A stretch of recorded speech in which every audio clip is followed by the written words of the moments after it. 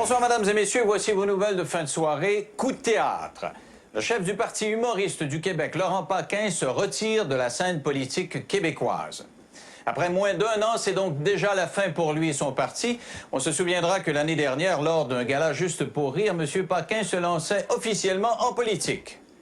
Depuis, M. Paquin avait fait sa marque avec différents coups d'éclat et était devenu très populaire auprès des citoyens. Laurent Paquin a toujours su demeurer humble malgré l'amour que la population lui porte. En homme de valeur, il a encouragé la jeunesse québécoise à se surpasser. De plus, sa constante disponibilité et son grand sens du jugement avaient fait de lui un politicien très en demande dans la communauté. L'annonce de son départ a été pour plusieurs une bien triste nouvelle. Les réactions nous sont parvenues de partout dans le monde, de la vie générale. Il s'agit là d'un des événements marquants du siècle. Plus près de chez nous, l'annonce a également suscité plusieurs réactions à travers le paysage politique. Voici quelques-uns des commentaires que nous avons recueillis. Vous savez, dans ma vie, il y a 3 personnes qui ont vraiment eu une influence déterminante. Et M. Paquin n'en fait absolument pas partie. Ben, Laurent Paquin m'a toujours considéré un peu comme son père spirituel. Que voulez-vous? On ne choisit pas sa parenté. À côté de lui, on a tous l'air un peu plus intelligents. Puis de ce point de vue-là, c'est une grosse perte. Bien, écoutez, je suis étonnée du départ de la politique de Laurent Paquin. Je savais même pas qu'il était arrivé. Voilà, on me dit qu'on est maintenant prêt à rejoindre en direct du Théâtre Saint-Denis à Montréal, Monsieur Laurent Paquin.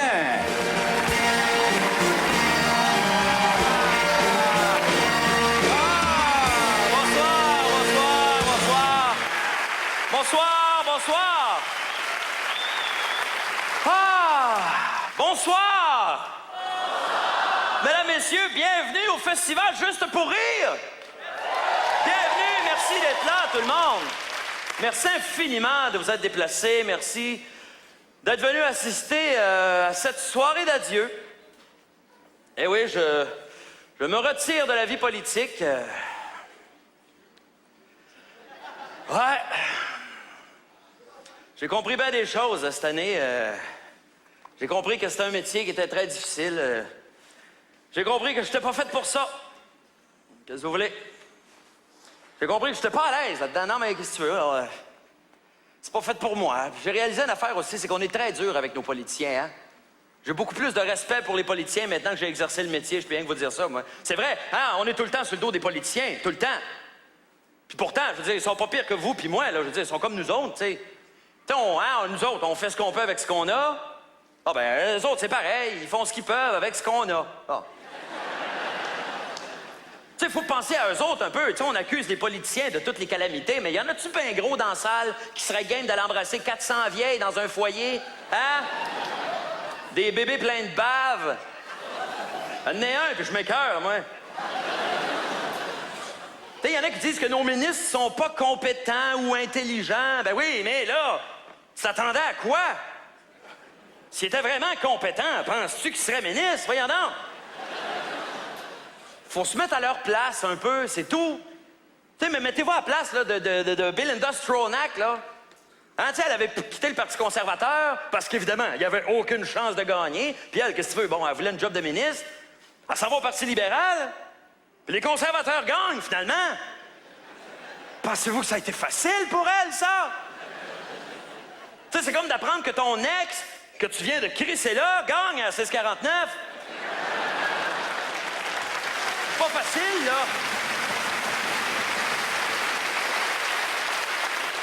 Bon, là, c'est dit, au moins, je vais être chef du Parti libéral. Mais là, il aurait fallu qu'elle apprenne le français. Pensez-vous que c'est facile, ça? Pour une blonde, en plus? À part de ça, si on est pour avoir des élections dans 2 ans, elle n'aurait jamais eu le temps. On peut s'apprendre le français en 2 ans, tu penses? Voyons donc. Nos ados de non-quinze, ils ne parlent pas encore, bon.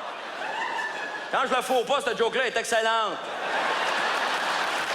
J'en vois pas un dire le contraire.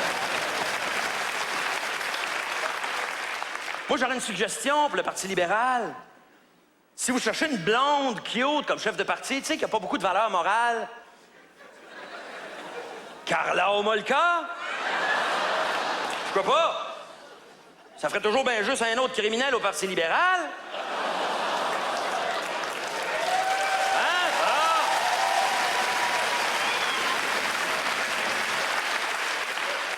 La différence, c'est qu'elle, elle a purgé sa peine.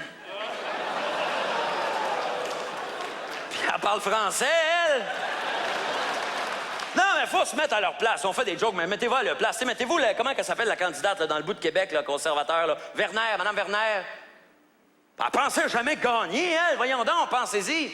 Conservateur au Québec. C'est comme de demander à Michael Jackson de passer une entrevue pour une job dans une garderie. Tu t'attends pas à ce qu'il soit pris, tu sais. Mettez-vous à la place d'André Arthur. Il a un droit de parole aux 3 semaines. En plus, il travaille à Québec, mais il siège à Ottawa. Pensez-vous que c'est facile, ça? De faire 95 000 par année pour faire 4 heures de char une fois ou 3 semaines pour aller poser une question? Avec le prix du gaz, en plus. Mettez-vous à la place du député de Sept-Îles, hein? Qui vit à Sept-Îles.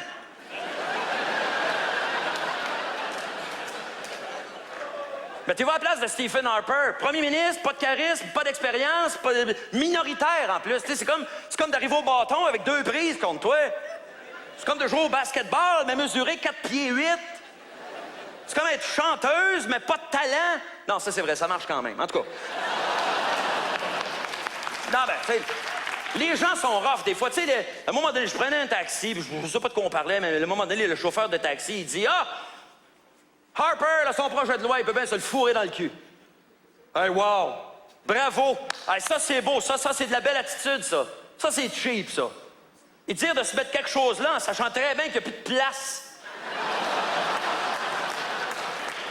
Il y a déjà l'accord de Kyoto, le contrôle des armes à feu.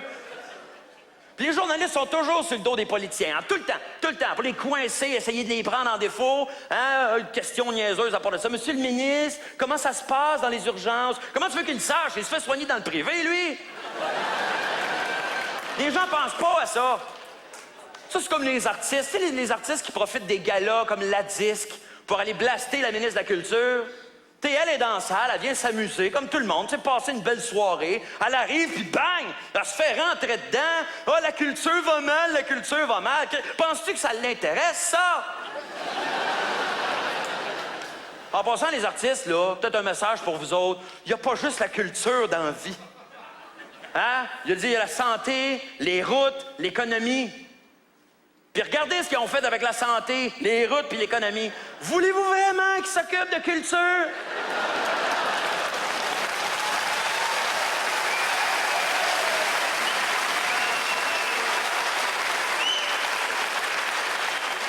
Mais moi, personnellement, ce que je trouve le plus injuste, c'est qu'en politique, là, il n'y a pas de prix, là. Tu peux rien gagner, là. Quand t'es un bon chanteur, tu peux gagner un Félix. Tu sais, quand t'es un bon acteur, tu peux gagner un Jutra. Bon, si t'es humoriste, tu peux gagner un Olivier, un Félix, un Jutra, un Gémeaux, bon.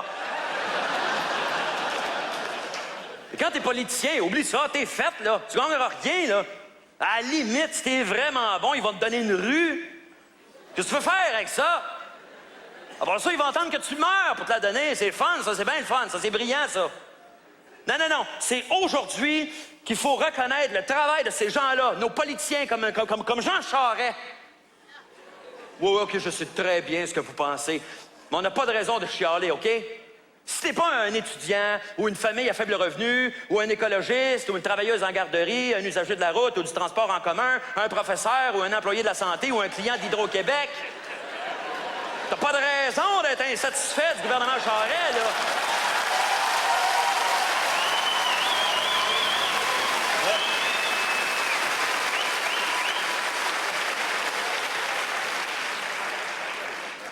Fait que c'est ça. Je quitte le monde de la politique. Eh oui, qu'est-ce que tu veux? Non! Vous me ferez pas changer d'avis. Je reviens à mes premières amours. Le musical.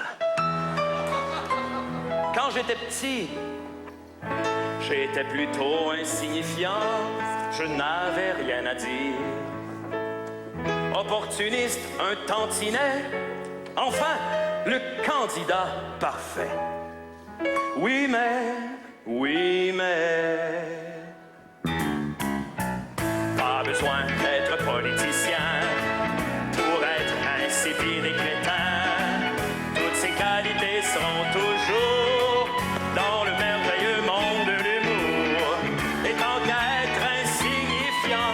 si bien